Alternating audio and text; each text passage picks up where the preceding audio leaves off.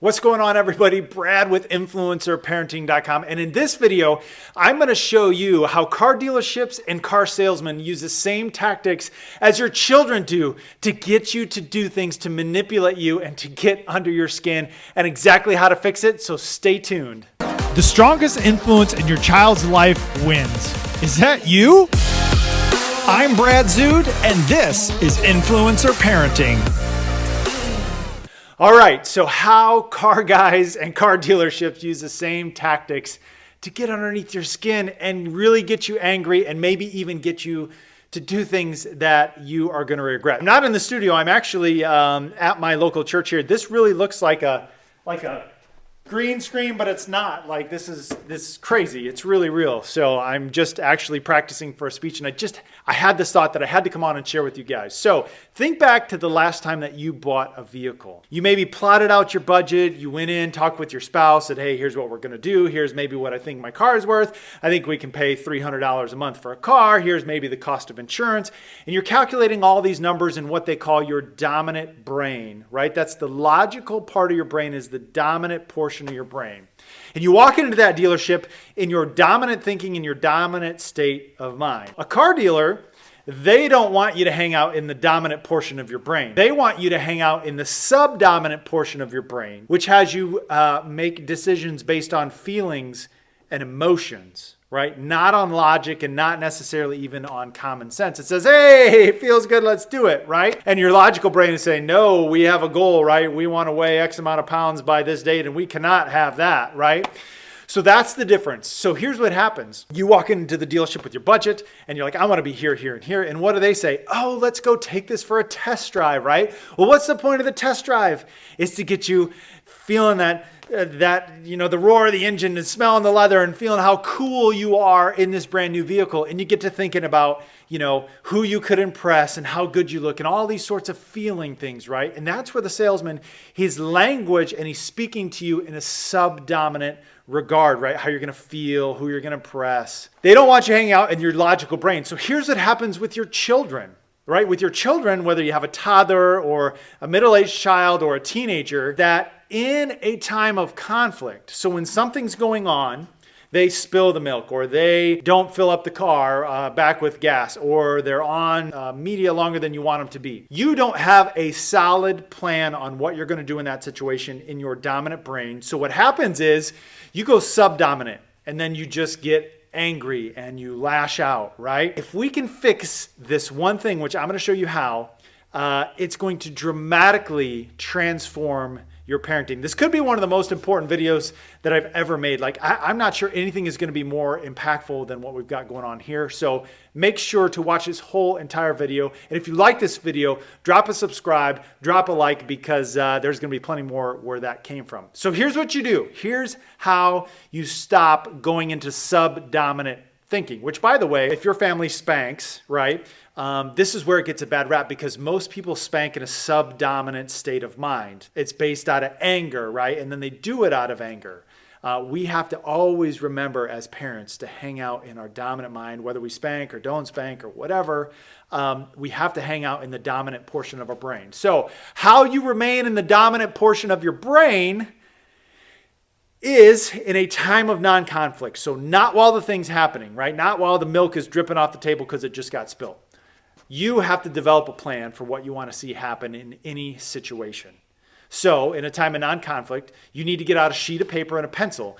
Get with your spouse, go out on a date night, right? Greta, my wife, and I, we have 7 kids. And so we have to spend a lot of time on this, because otherwise we'd be living in subdominant brain nation, right? And it would just be battleships down. Everyone's like, oh, you have 7 kids. Like, how do you handle all this stuff? Well, we're very strong dominant brain, because, not because we were born that way, because we have a very strong plan on what we need to do for that happen. So we'll go out on a date night, Greta and I. We'll go to, get some steak burgers and fries and cheese balls or whatever, but we'll bring pens and paper and all this kind of stuff. And we'll write down, okay, Peter, here's one of our children, right? And we're going to write down the great things that he's doing and the things that we want to work on and the things that we're really trying to train into him and what we're going to do in relation to all of those things. So if he does this, we're going to do this, and we agree on it. And we actually agree on if it's a punishment, which It's not always a punishment as what you're going to do. A lot of times that it is, but it's kind of like, if this happens,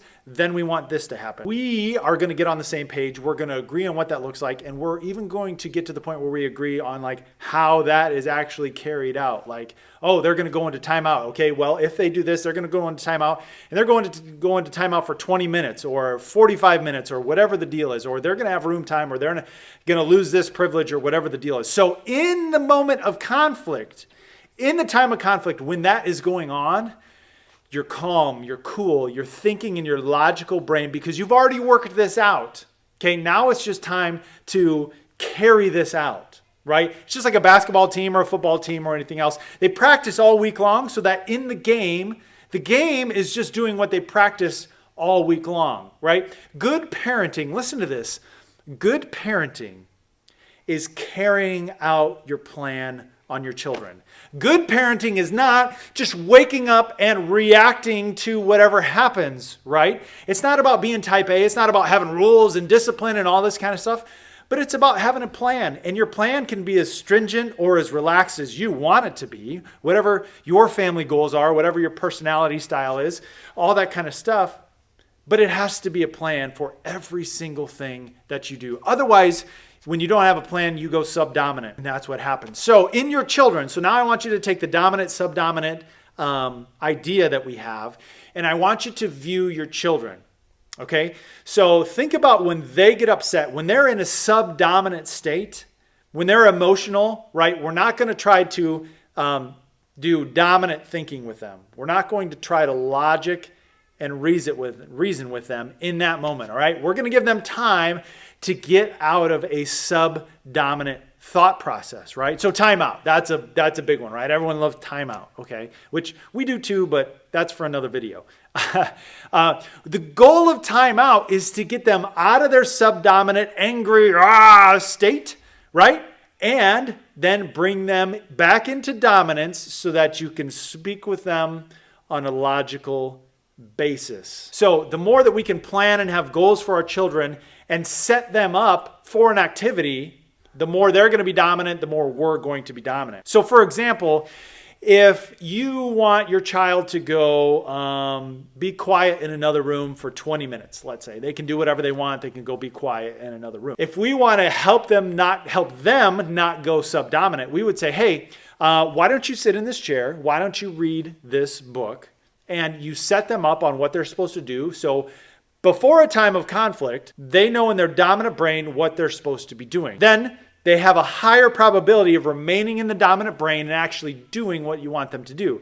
Now, again, if they go subdominant and they start rebelling or freaking out or crying or do whatever it is, we're going to sit them down and then we're going to give them a minute to get back into the ability for us to have dominant thinking with them. And you're going to let your children spend whatever time necessary to get out of the subdominant thinking back into the place where you can sit and reason with them. So I hope that helps. Again, just like the car dealership, you walk in with the plan and your dominant brain, but they want to break that mold, all right? You have to have a strong dominant brain, which means you have a plan for every situation, and that builds the muscle of your dominant thinking and has you go subdominant less. And it makes parenting so much easier. So like I said before, if you like these kind of videos, if you want to check out Influence Parenting, hit the subscribe button, turn on the notification bell, drop a comment below if this made sense. Drop a comment below about the times that you go subdominant, maybe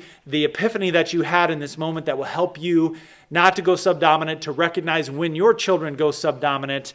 And in the first 24 hours of this video, I will actually reply to your comments and strike up some conversations. And let me know if you like more videos like this. Like I said, I'm a parenting speaker, and I'm actually here in my church, like I said, practicing some material that I have that I integrate inside my speeches. And it's really good just to kind of be in the room. And most importantly, it helps me get some of the kids out of the house so Greta can rest. She stays home. We're a homeschooling family, and we homeschool all 7 of our children.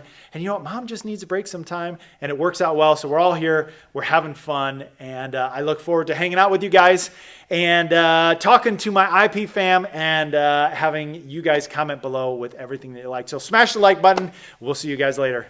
The strongest influence in your child's life wins. Is that you? I'm Brad Zood, and this is Influencer Parenting.